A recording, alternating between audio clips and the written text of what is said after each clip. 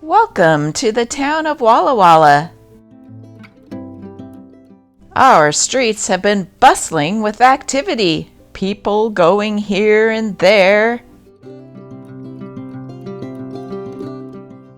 The ladies are shopping and bringing home the Walla Walla Garden City Gazette.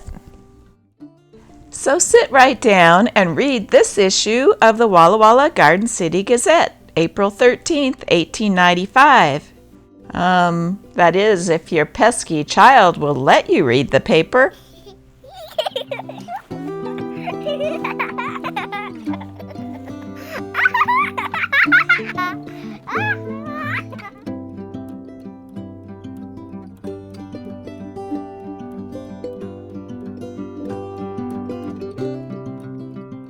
Mossgrove Warden. The contest for the state penitentiary was ended last Monday by the appointment by the Board of Penitentiary Commissioners of Thomas Mossgrove of Walla Walla County. There were 27 applicants from all over the state. In the Superior Court, State of Washington versus Catherine Stahl, wherein the defendant was charged with keeping open a saloon on Sunday, verdict of acquittal. Wherein above defendant was charged with selling liquor in violation of the Sunday law, the jury, after being out 24 hours, announced that they were unable to agree in a verdict and were by the judge discharged. Social observations. Dr. Kropp performed another of his surgical miracles last Sunday on Mrs. Charles Booher of Athena. Z.K. Straight won a shotgun match at Flying Birds last Sunday over D. Burgess, 80 birds being sprung.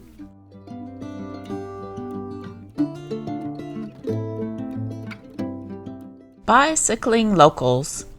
If you want to mix some sugar in the sweetness of your life, just procure a Columbia tandem for a day, then invite to do the steering your sweetheart or your wife, and go navigate the public right-of-way. While others by the wayside in this moving world delay to mend their gearing and their tire, I will on, rejoicing with Columbia unfurled, from the enterprising firm of Peck and Meyer. Wheeling parties are now quite the thing. The roads are in excellent order and the weather for 2 weeks has been perfect for outdoor athletics. Waitsburg, Milton, Dayton, and Pendleton have sent delegations to Walla Walla upon cycles, and the Garden City bikemen have returned the compliment of these visits. Last Sunday, the following party wheeled from here to Dayton in 3 hours, the entire run being a heavy upgrade. Bert Ledoux, Wilbur Kirkman, Willie Chandler, Fred Haggart, Charlie Campbell, and M.C. Guston. The return trip was made the same day. The register on Ledoux's wheel recorded an entire run of 65 miles. Fallen from grace, 2 young women make public exhibition of their depravity. Last Sunday afternoon, in order to breathe a little air laden with the sweet perfume of the fresh green grass and bursting foliage, a reporter for the Gazette boarded a streetcar and bound towards the cemetery. The sun shone brightly, and it was altogether an ideal day for a country walk. Before the car arrived at the end of the track, being desirous of roaming through the picturesque lanes which abound in this direction, he stepped off and started across country. He had not proceeded very far when he came upon a crowd of young men and boys who surrounded the most shocking exhibition of human depravity it had ever been his misfortune to gaze upon. Alongside of the fence, on the road, in full view of all passers-by, lay 2 soldiers and 2 young girls, presumably 17 or 18 years of age, in such a state of maudlin intoxication that they were entirely shameless. and the vulgarity displayed by both couples would shame anyone but the most depraved. Every shameless act was eagerly watched by the crowd, and comments were freely and frequently given. The girls are cousins, and the parents of both are eminently respectable people living a few miles from town. The young women, hitherto, had been considered as above reproach and worthy of respect by all who knew them. It was not ours to conjecture even whether this was their first step from the path of rectitude, but it is an easy matter to take a forward glance and there discern the record of their blighted lives. A newspaper man is generally supposed to have become inured and callous to scenes of vice, degradation, and crime, but this instance shocked our native modesty.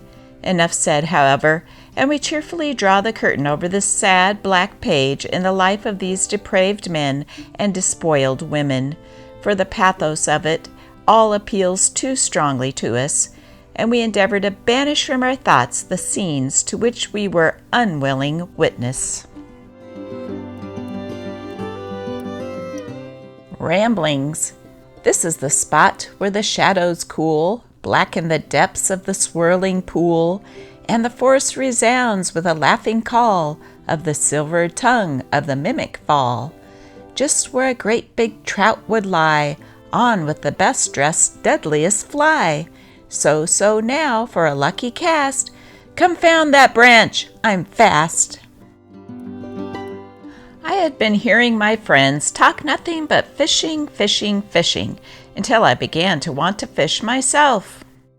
Long ago, only 3 years back, which seems a considerable space of time to me, I had resolved never again to cast my line in the streams of the Walla Walla Valley.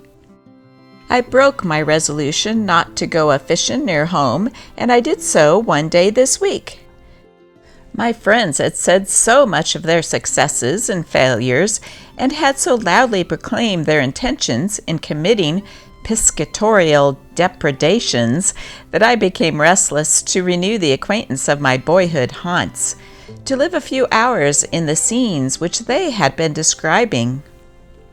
When I fish and hunt for the result of the sport and for the sport itself, I invariably go without company, for it is patent that 2 men cannot shoot the same bird nor catch the same fish with good feeling between them, and there is often only one of each, fish or bird. 8 years ago, that segment of Mill Creek which passes through the property of Joe Harbort, Mill Creek describes a half circle as it courses from the mountains to the Walla Walla, yielded well to the cultivation of my hooks, and I concluded to try it again. I used to reach this point by pony or buggy, but now I covered the distance in 3.5 miles by my bicycle in exactly 19 minutes, better than I could have made by either of the old ways. I had been whipping the stream in all directions, and I despaired of success.